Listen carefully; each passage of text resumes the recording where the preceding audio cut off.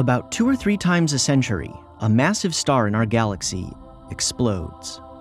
The star's core may survive as a neutron star or a black hole, but the rest of it rushes into space as swiftly expanding debris behind a powerful shockwave.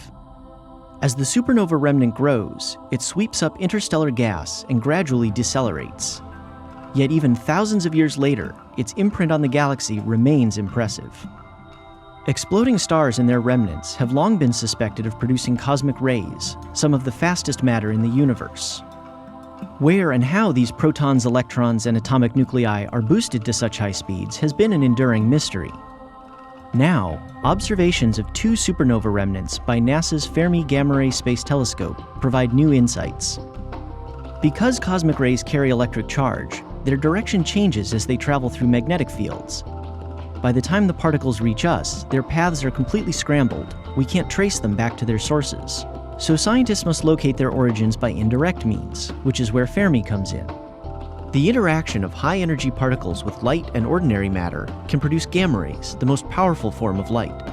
Unlike cosmic rays, gamma rays travel to us straight from their sources.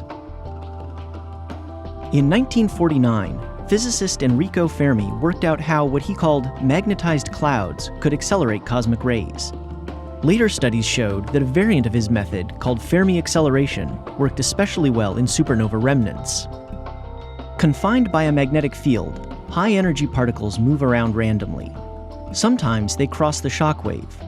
With each round trip, they gain about 1% of their original energy. After dozens to hundreds of crossings, the particle is moving near the speed of light and is finally able to escape. If the supernova remnant resides near a dense molecular cloud, some of those escaping cosmic rays may strike the gas and produce gamma rays. But electrons and protons make gamma rays in different ways. Cosmic ray electrons do so when they're deflected by passing near the nucleus of an atom. Accelerated protons may collide with an ordinary proton and produce a short-lived particle called a neutral pion. These pions quickly decay into a pair of gamma rays. At their brightest, both types of emission look very similar. Only with sensitive measurements at lower gamma-ray energies can scientists determine which process is responsible. Now, Fermi observations have done just that. They conclusively show these supernova remnants are accelerating protons. When they strike protons in nearby molecular clouds, they produce pions, and ultimately, the gamma-ray emission Fermi sees. NASA's Fermi has detected gamma rays from many more supernova remnants, but the jury is still out on whether accelerated protons are always responsible and what their maximum energies may be. Nevertheless, the Fermi team has taken a major step, a century after the discovery of cosmic rays, in establishing just where they arise.